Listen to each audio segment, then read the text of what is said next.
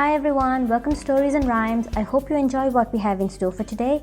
And if you're new to our channel and you like our videos, don't forget to hit that subscribe button as well as the little bell so you don't miss any of our future videos. So let's get on with today's story. Little Miss Neat by Roger Hargreaves. Little Miss Neat. Little Miss Neat was a very tidy person, probably the tidiest person in the whole world. She lived in Two-Pin Cottage. It was called Two-Pin Cottage because she kept it as neat as two pins. She just couldn't stand a mess. Every day she spent all day polishing and dusting and cleaning and making sure that things were in their proper places. One morning, Little Miss Neat awoke in her bedroom at Two-Pin Cottage. She looked out of her bedroom window. It had been raining during the night, and there was a puddle in the middle of her garden path. "Oh!" she gasped in horror and rushed outside with a dust cloth. She mopped up every drop of puddle, and then she rushed inside and washed the dust cloth, and then she ironed the dust cloth, and then she folded the dust cloth, and then she placed the dust cloth very neatly back in its drawer. Everything in Two-Pin Cottage had its proper place.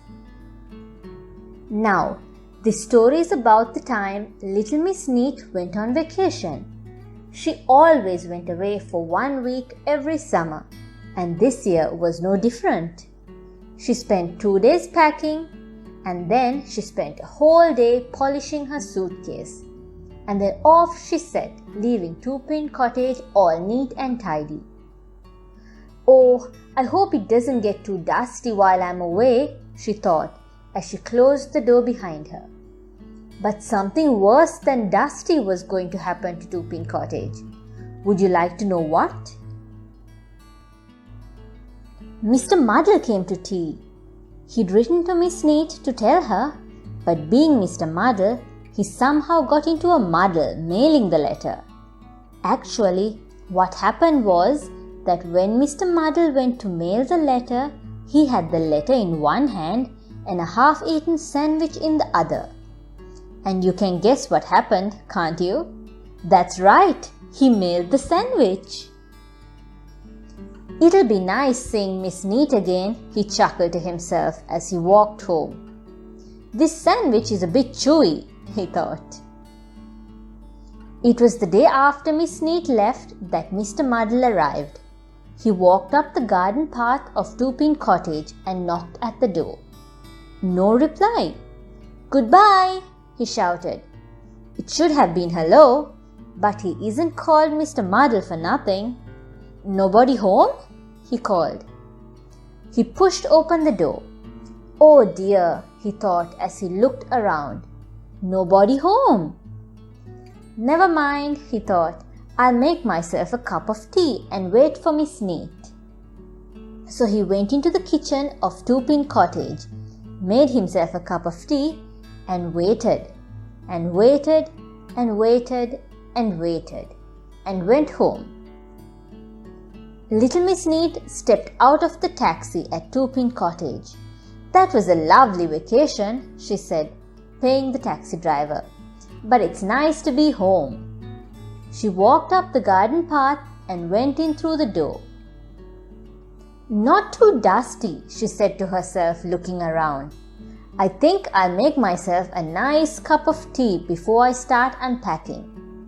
But making tea after a Mr. Muddle visit isn't quite as easy as it sounds.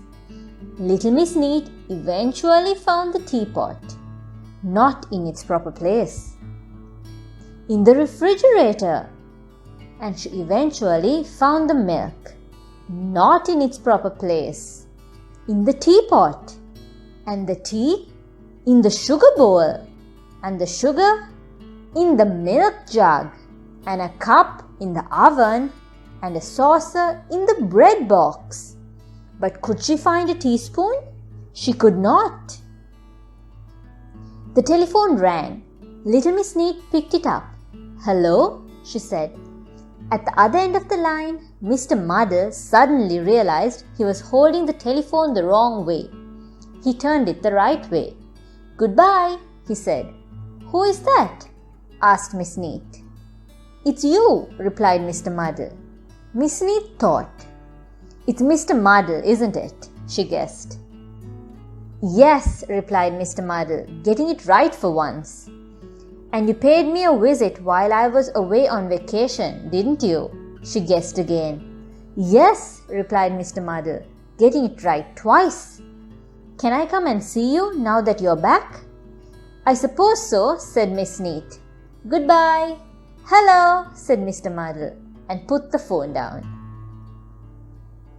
Little Miss Neat sighed a heavy sigh and sat down in the armchair next to the telephone. Ouch! She looked underneath the cushion. There were all her teaspoons and knives and forks. I don't think Little Miss Neat will be taking a vacation next year. Do you? I hope you enjoyed that as much as we enjoyed making it. Do join us again next week for another fun read. And also, if you haven't already, please don't forget to hit the subscribe button so you don't miss any of our videos. And remember, keep practicing.